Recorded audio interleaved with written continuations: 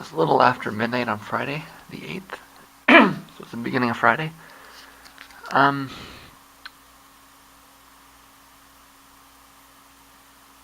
guess I had another, it was another short vlogless day yesterday, so I guess I woke up around 9 o'clock on Wednesday night. And then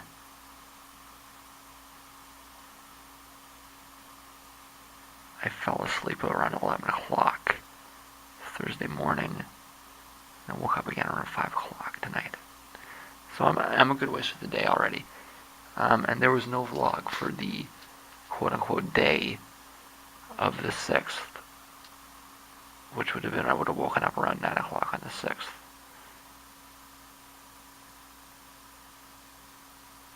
And got to bed on Thursday afternoon and then woke up. So I'm currently on the vlog for the 7th. The vlog for the 6th evaporated. That's partly because it was a short day, and we know why I'm having short days right now. That's okay. I explained the necessity for this. I did manage, however, to close inri006 yesterday. Although I may have, I guess the final was actually just right now. Okay. But that's, yeah. Or at least that's when it would have been. Okay. So yeah, I must have,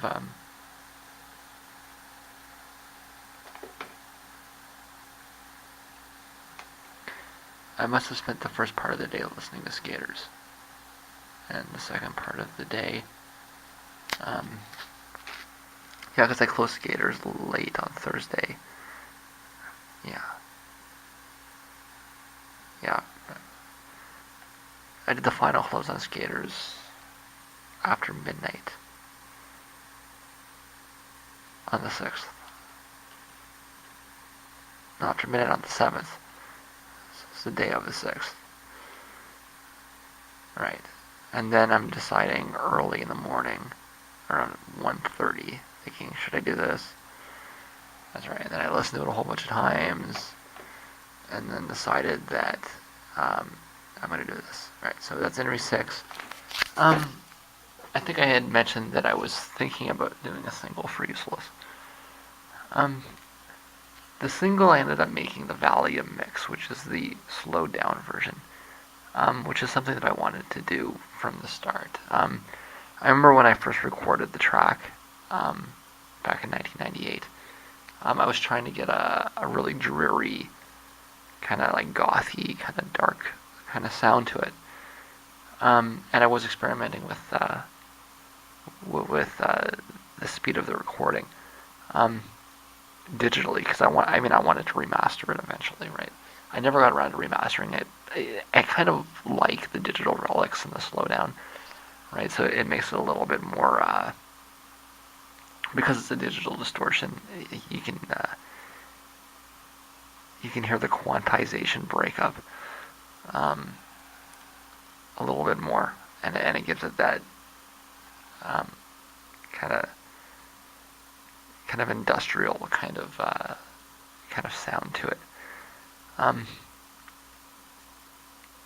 I almost used the slowdown version on the record. The reason this is the last track is because I was trying to hold on to it. Eventually, I always knew I'd end up using the regular speed version, right? But I hung out this idea of the slower version just because it's that much more effective on a thematic level. The vocals are childish. I was a child. Children write childish vocals. But in the sense of what they are, they make more sense in this context.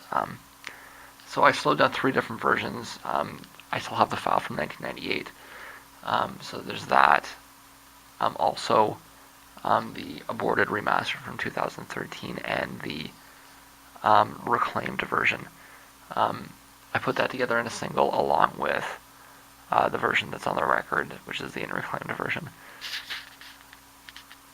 And will be the version henceforth known. It's a couple of there's a 1998 and a 2013 version with vocals at the right speed kind of thing, but they're on here as bonus tracks. Downloads only. The single is the first 4 tracks.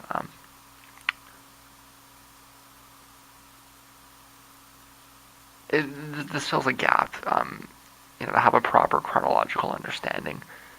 I think that this is the right way to go to build the discography properly. Because, like I say, the slowed down version was, it was the slowed down version that I uploaded to mp3.com.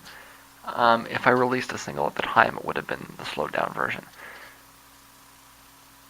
And it's also kind of convenient because that exists independent of the record, right? So it's a way to explore an idea in its own space, give it its own document, and I think that that's the right thing to do for the track. So for the rest of the night, I still need to listen to that a whole bunch. Like, it's closed, it's finalized, I got the liner notes, it's all done.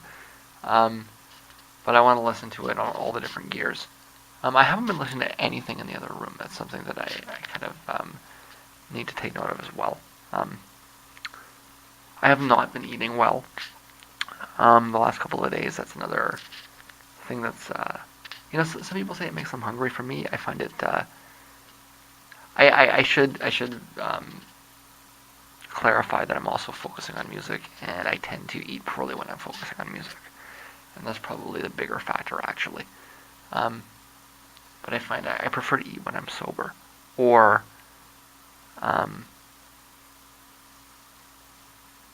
like a good ways after. Like I don't like to eat when I'm like stoned, right? I prefer to eat when I'm come down a little bit, or when I'm just flat sober. So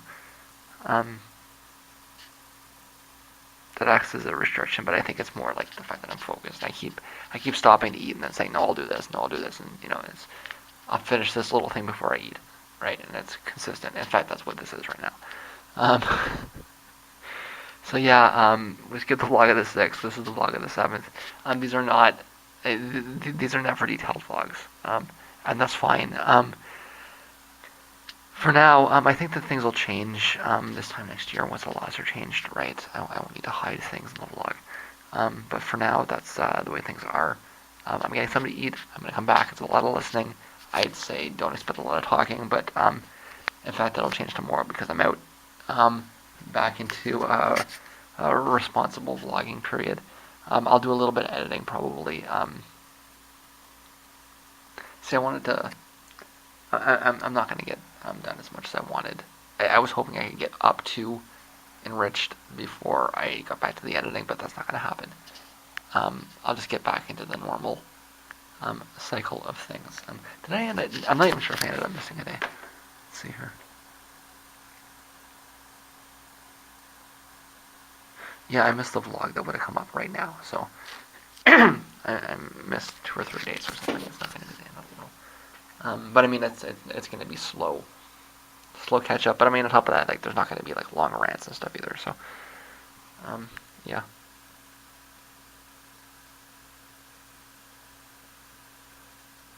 Damn it! I should at least I have to have my ears clear.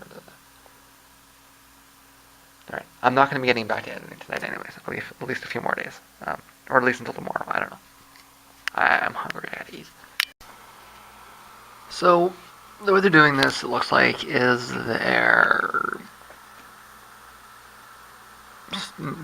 ending the criminal investigation, but they're doing,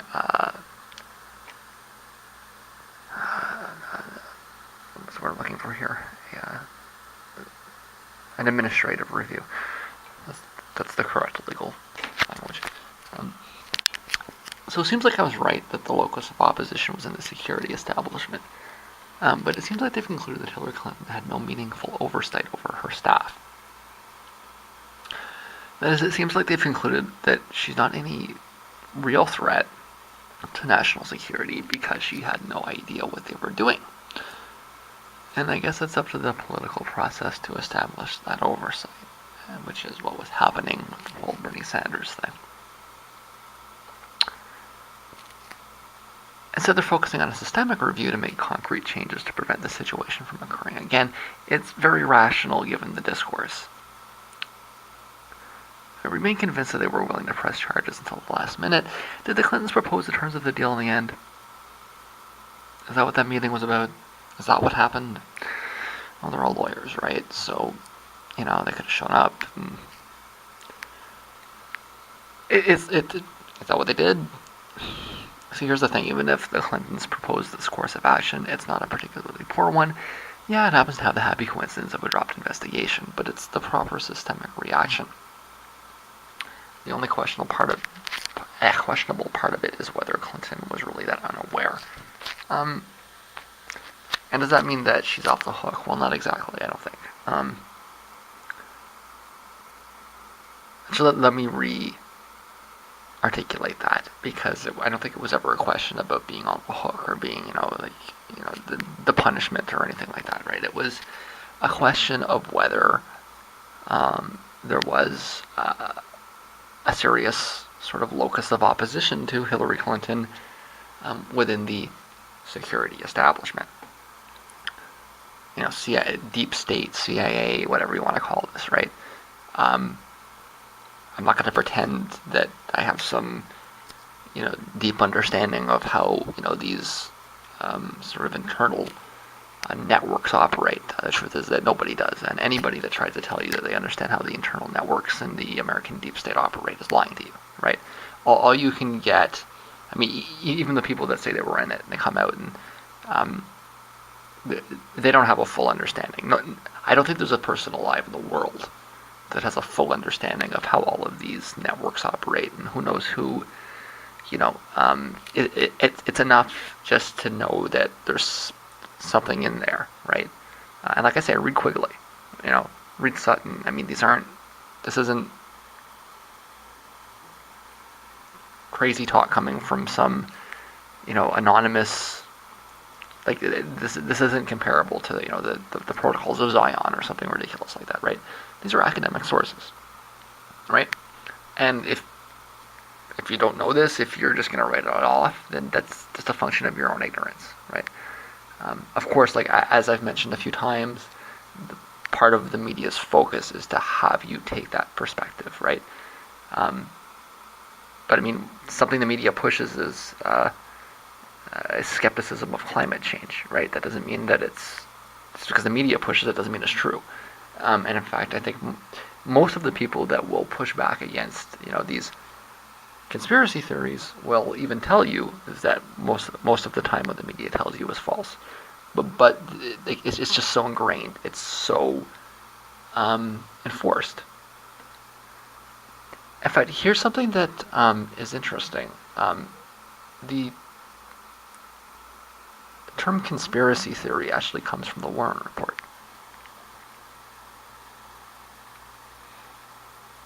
Nobody had ever used the term conspiracy theory before. The Warren Report did, and of course they used it to describe the idea that there was a second gunman, right?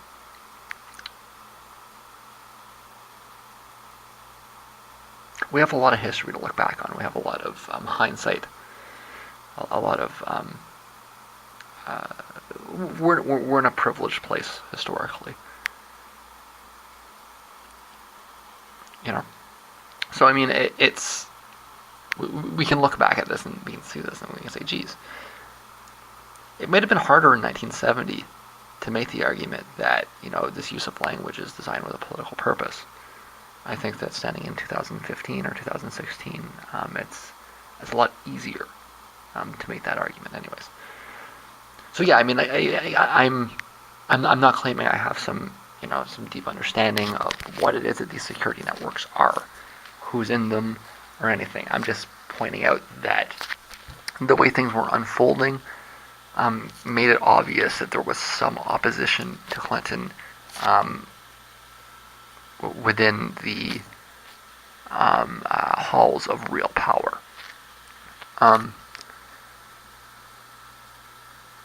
And I don't think that what we've seen here indicates that opposition has faded so much as they've come out with a report that's very rational. It says, okay, a lot of problems and what was going on in Hillary Clinton's State Department, but the evidence that they have in front of them suggests that she really didn't understand what was happening, that she didn't put the orders down, and the things that they're concerned about, the national security arguments that they have, and all the concerns and everything else, they've concluded they really shouldn't be that concerned about her so much as they should be concerned about her staffers. Now, here's the thing. Let's say that they go through this investigation, and at the end of it, every single person in her entire office is, it has their security clearance removed, is banned from working for her. I mean, is the CIA going to handpick the staff? The reality is that most of these people came in through years of contacts with the Clinton Foundation, with her husband's administration, and it's a network of people there unto itself, right? And what the State Department here is broadcasting is that while Hillary Clinton herself may be seen as a minimal threat, her network, or the people that she works for and works with, are still seen as a maximal threat. And so the ramifications of this are probably going to be quite complex.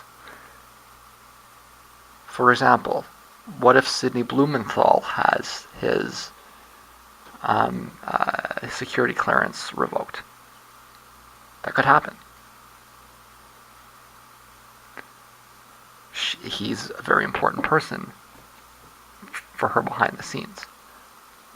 And what the impression that I'm getting is that a lot of those people that are very important to her behind the scenes may be restricted from working within a Clinton administration.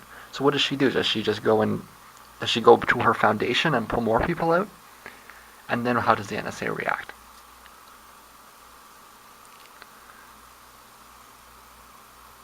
So what this is broadcasting to me is that rather than take her down, or at least they don't have the evidence to take her down, instead they're going to be fighting to prevent her from bringing the people in that... It's almost like I said the magic words. Sidney Blumenthal. And then the device freezes. And I had to run a scan disk in order to get the fragment off of the drive. It's not the first time I've had this device freeze up like this, and it seems like it always freezes up when I say something like that, huh? So yeah, I do believe that this device is compromised. I don't... maybe they do have a tracking device on me after all. So I don't know exactly how they're doing it. Well, I mean, if you read FCC requirements in the United States specifically, like they can take over your microwave. Okay, like you can't sell any electronic equipment in the United States that can't be controlled remotely. Again, you want to talk about conspiracy theories, that's fine, but that's the reality of it. So I was talking about what happens if Sidney Blumenthal gets his security clearance revoked and is prevented from working in the new administration. And that's, from what I think that he's probably going to be one of the people that's targeted the most, because there's a lot of opposition to this guy specifically. Not just him, it's the whole sort of network that she has working around her. What's probably going to happen is she's going to go into the Clinton Foundation or into her husband's administration and pull out people that are just as compromised, that have the same, networks of, foreign influence peddling and the whole thing, And then what's going to happen? They might not have the evidence to go after her right now, but if she just carries on with the same things and she brings in the same people, I mean, this was never really about email, right? This was always about um, who it is that Clinton is really working for, right? I pointed out in another vlog, the focus, the political focus is on like the banks, right? But if you look at the amount of money that she's getting from banks, and then you look at the amount of money that she gets from sheiks in the Middle East, it's not the banks that are the biggest sources of influence there, right? And this is the whole point. Clinton is a problem because she does not appear to have any sort of principles. She's for sale to the highest bidder, right? And so we're looking at the possibility where the President of the United States is literally for sale to foreign influences. So we could have an issue where you have Vladimir Putin and Angela Merkel lobbying for influence with the president, and whoever has the biggest check, whoever's willing to put the largest amount of money down is going to be who it is that gets listened to. Obviously, the security establishment in the United States can't deal with that, right? At least that's what it seems to be is developing, right? Again, anybody that tells you that they understand, these powers, these corridors of power is lying to you, right? You have to look at information and come up with reasonable deductions, and this is from what I've been able to see was what's happening, right? So they're going after the people that were supposedly responsible because they don't have any direct evidence to blame Clinton with, right?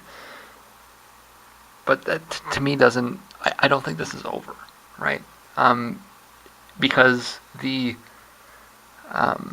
actual issue hasn't been addressed, and the people that were trying to prevent her from taking over haven't really had their concerns addressed. So the way I see this unfolding is that a Clinton presidency is probably going to be defined by her struggles with the deep state, whatever that actually means, and however unclear that may actually be at this specific point. And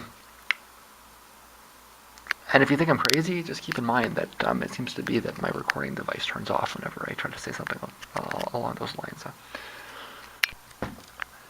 But yeah, just to clarify in a short sort of statement, they're not going after Clinton because they don't have evidence that she knew what was happening.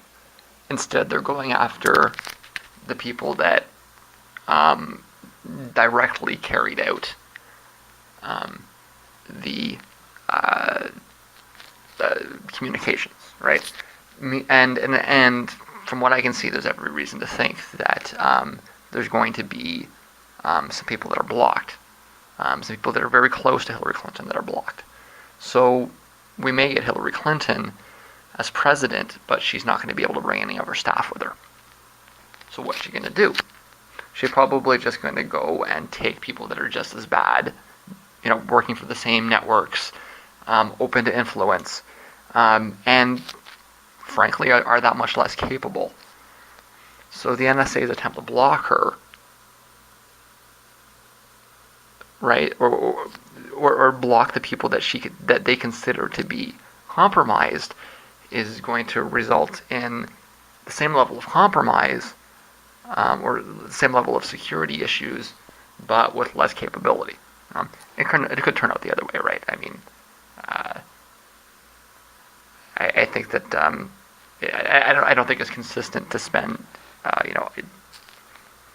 more than a year, certainly, but a year anyways, arguing that Clinton's got bad judgment, she can't run a hot dog stand, and then say that she's picked the best people available around her. It's probably not actually true. You could even end up with better people at the end of the day, right? If it is true that she can't run a hot dog stand, which is probably not far from the truth, then, well, maybe she can run a hot dog stand. Maybe a hamburger stand is a bit too much. You get the point that I'm trying to make, is that the whole point is that she's not a good administrator. She's not a good leader. She doesn't have good judgment. She probably didn't pick the best staff, right? She's probably not going to pick a good vice president. She probably is going to make a mistake, right? And the people that she had working for her, she picked from a pool of corrupt people. Maybe she didn't pick the most efficient, and didn't pick the best that are able to do what they're going to do, both in the sense of working for her in official capabilities and in the sense of working, through this process, right?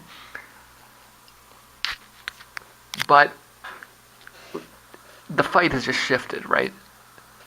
They whether they actually believe that this or whether they just don't have evidence, that's not entirely clear. But they decided they're going after the people that they're going out, instead of going after Clinton, they're going after her handlers, right? So she wins the election. Who are her new handlers? Probably the same as the old handlers. Are the people that tried to get rid of her handlers going to stop all of a sudden when she brings in new handlers that are the same as the old handlers? No, they're going to keep at it. And so this is probably going to be an issue for her entire presidency, by nature of what she is, right? She wants to be the commander, the commander of. She wants to be lobbyist in chief, right? Bring your concerns to us if you can pay for it, right? And we'll have policy determined by the highest bidder. Maybe we should be a little bit hopeful, a little bit happy that there's some evidence that there is still some system functioning in the government to try to stop that, right?